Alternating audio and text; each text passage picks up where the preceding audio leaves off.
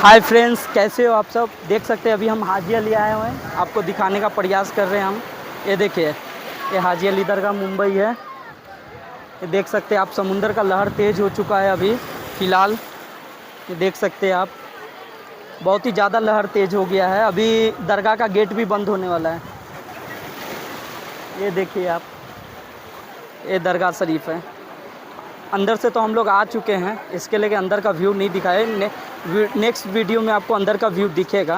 Video है, दिखाएंगे आपको नेक्स्ट वीडियो। और ये देख सकते हैं कुछ बाहर का नज़ारा ऐसा है। ये देखिए समुंदर का लहर कितना तेज़ हो चुका है। ये देखिए, आप देख सकते हो कितना तेज़ हो चुका है समुंदर का लहर। और पब्लिक कितनी है, देखिए क्राउड है। ये हाजी अली दरगाह की क्राउड है। अभी सब बंदे लोग नहा रहे थे, अभी बंद कर दिया नहाना। चलिए, okay, bye bye, see you.